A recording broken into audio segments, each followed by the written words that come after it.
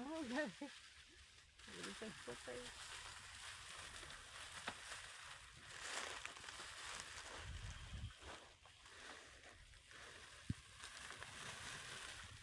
Yeehaw.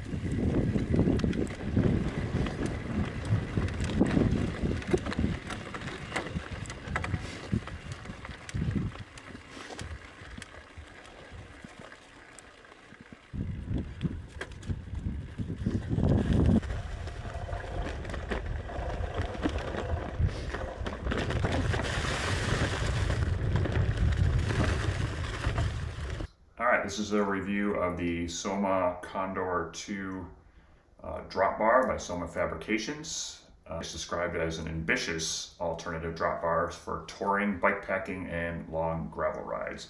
I would definitely add into that list of adventuresome type riding. I found this curry bar offers much more and has some surprising benefits for a wide range of riders and situations. Who is this bar for? It's for anyone who needs a higher bar position for comfort on both the hoods and the drops. This higher position may alleviate various types of pain, whether it's hip pain, especially low back pain, or even neck pain. It is also for anyone who would like better steering and braking control in technical or higher risk situations like cyclocross, steep loose gravel descents, and even paved descents with lots of corners. And in general, this bar is for anyone who would like to spend more time in the drops. As mentioned earlier, it could be for better steering and braking control. It could be if you want to ride in a more powerful pedaling position more often, or if you need to change your hand positions often to alleviate numbness. Who is this bar not for? Well, if you're anyone who can ride with your stem slammed comfortably and powerfully and are looking for aero everything. In that case, you probably don't need this bar. All right, the specs. As you can see in plain sight, and the most eye-catching feature, it has 50 millimeters or about 2 inches of rise. This seems like a lot, and it gives the bar a unique look. The higher position can be useful in a variety of applications. The most common is for comfort and to alleviate pain. You could, of course, use a even higher rise or high angled stem, but depending on the amount of rise you need, these can be relatively hard to find, and you may not like the way they look, or they may not come in the lengths that you need. You could also use a steer tube extender like this one. But I'm pretty sure these are not meant for carbon steer tubes, and let's face it, they look kind of whack. You could also have an uncut steer tube, but you would need a boatload of spacers underneath it, and you may not like the way that looks as well. The rise could also be used if maybe you bought a used bike and the steer tube was already cut, or maybe it has a short head tube. These could also give you the height that you need. For my situation, I am 6 feet 4 inches tall with an extra long spine. And despite having better than average flexibility and mobility in my hamstrings and back, and having a very well conditioned core, I simply can't ride effectively in a low slam position. Basically, I need to have my hood somewhere around seat height, and that can be really hard to achieve. I'm riding a 61 centimeter specialized crux cyclocross frame. It has a 190 millimeter head tube length, which is really tall. I have an uncut steer, a 25-degree rise stem at 120 millimeters long, and I have the 2 inches extra rise of the Soma Condors, and my hoods are just about even with my seat. So that 2 inches of rise isn't as much as you think. All right, the next unique feature is the drop. As you can see from the side, it has 100 millimeters of drop, which can be considered compact, but the unique part of it is the drop is split. Because of the rise, you have 50 millimeters above the stem and 50 millimeters below the stem. And what this allows are two things. One, it gives you might give you more options in stems. So you might not need a high as rise stem to get the position that you need. But the best feature is because of that split, it allows a really nice compromise between where your hoods are and where your drop is. Normally for myself, if I get my hoods exactly where I want them with a normal bar, the drops are way too low. And if I get the drops where I would like them, the hoods are way too high. This splits the difference. It makes both positions comfortable and likely to spend more time on them. There's numerous other bars in the market that have a similar compact drop around that 100 millimeters. But they don't have the split, and that allows me to use these in much more different riding scenarios. When I first got these bars, putting in road miles, I primarily got them to get my hoods in the right position for cyclocross.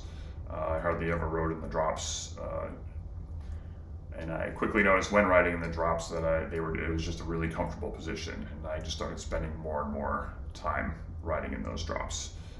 Now I ride in the drops for base miles. I can do full, sweet spot intervals for 20 minutes in the drops, and even climb some of the shallower climbs in the drops and be perfectly comfortable.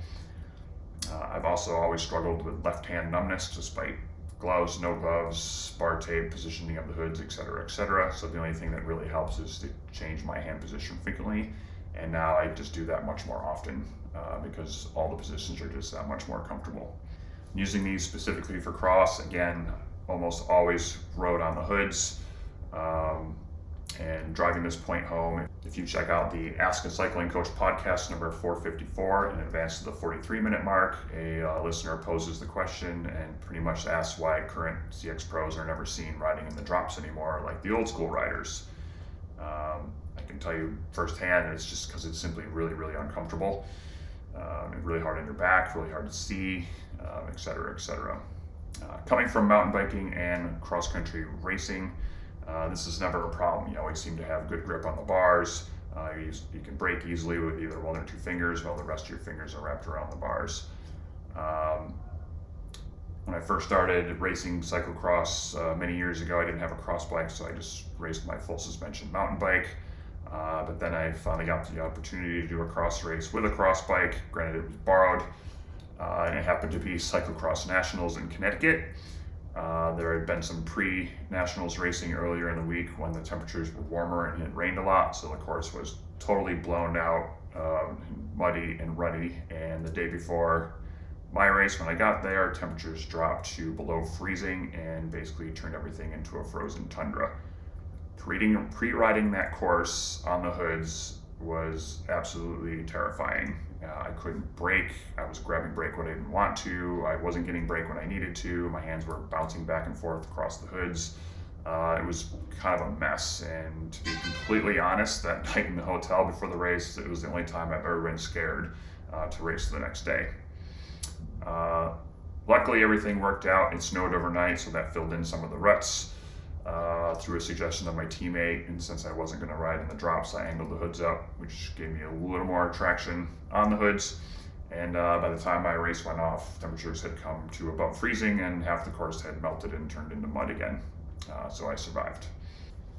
Improved steering and braking, specifically because you can now, with these bars, ride in the drops much more often. You're riding in the hoods, heading down a 20% grade with roots and depressions, and loose terrain, and maybe there's a 180-degree turn at the bottom of it off camber. You're holding on by nothing more than these pincher claws, which is hardly secure. You're trying to modulate your brakes, you're grabbing too much and the rear wheel's breaking loose, or you grab too much front and that can send you over the bars. It's kind of a mess. On top of this, because you're on the hoods, your center of gravity is higher, and that can also make it more precarious and possibly helping you send yourself over the handlebars. Doing this same scenario in the drops is a much more secure, much more confidence-inspiring, and just simply safer. Now we can wrap our thumb around the drop and our pinky and our ring finger, giving us a much better grip on the bar, and then our index and middle finger can reach the brake levers. More of it's covering the lever. It's further away from the pivot point, which gives you more leverage, and it's a direct line of pull. This also drops our center of gravity, again, making us just feel much more confident.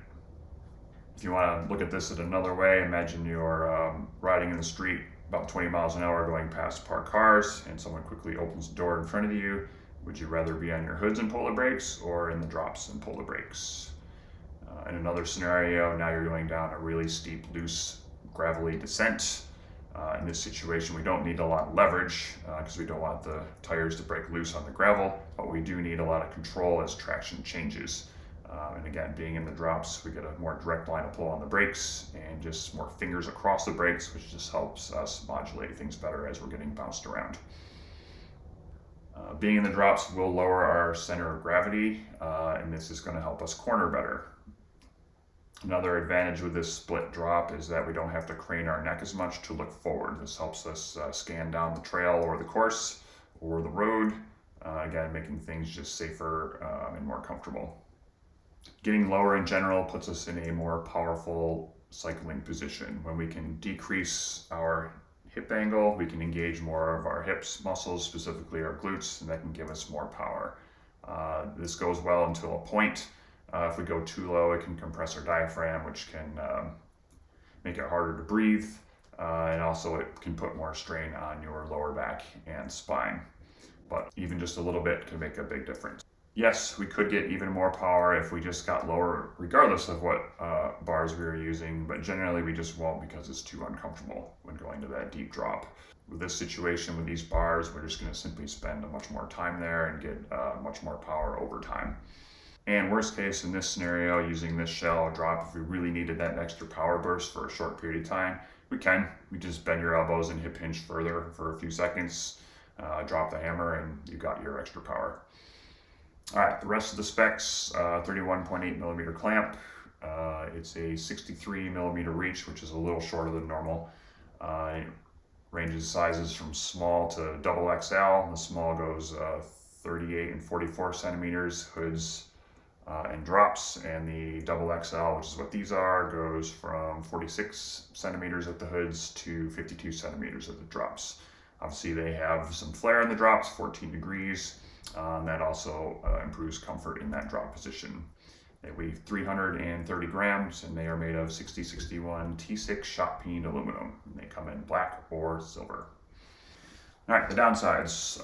No carbon. They only come in aluminum, so maybe there's a weight penalty there. I doubt very much, and possibly some less damping compared to carbon. I can't say I've really noticed any difference. You could just use some thicker bar tape to alleviate that.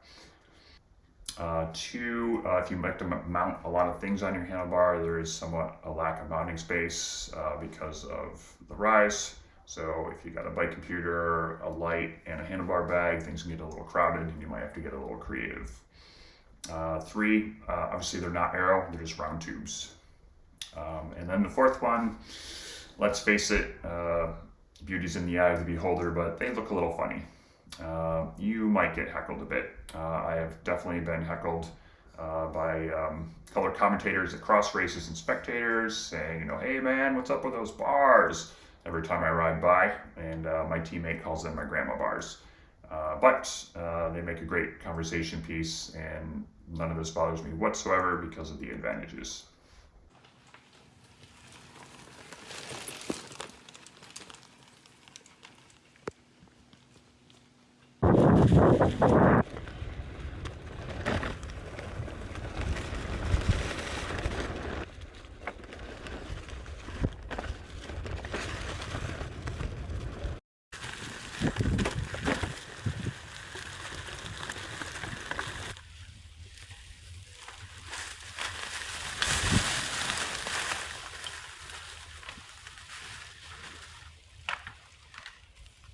As far as stiffness and durability, I can't really say I've noticed any difference between the aluminum bar and any carbon bars that I've had. As far as durability, I did bend a pair a bunch of years ago with an over-the-bars incident hopping barriers where the bar bent right here. But that was a very specific scenario where all 180 pounds of my carcass came straight down on the side of the bar as it twisted and bent the bar. Ironically, I had these almost the exact same crash just a few months ago. This time the bars were fine, but I broke my hand. So in short, excessive force applied in an uncommon way. I can't really blame the bars or my bones. All right, the upsides to review of the Condor 2, the rise gives you a higher bar position, which could help alleviate some pain and make just it more comfortable for you to ride. And the second, which has a lot of them, is the compact drop, and specifically the split compact drop. Simply, we're going to spend much more time in the drops. It's easier to change hand positions more often. It's easier to look forward when you're in the drops. You're likely to ride in a more powerful cycling position for a longer period of time, and increased confidence in steering and braking control while in the drops in riding technical situations. Super important, handlebars are a major contact point in your overall bike fit, comfort and performance. And it's important to have this really dialed in. This is a worthy experiment. They're $140, which in this day and age in the cycling world is a low cost of investment to try something out. It's no different than trying a different seat or wider tires. If your current ride or body needs a higher position and you would like to feel more normal in the drops, the Soma Condor 2 has you covered. So I love these handlebars. I don't think I'll ever ride anything else. I can't recommend them enough for cyclocross and anyone that just likes to take their drop bar in adventuresome situations. The Soma Condor 2s allow you to go full send. So check them out. I hope you enjoyed this review, and thanks for watching.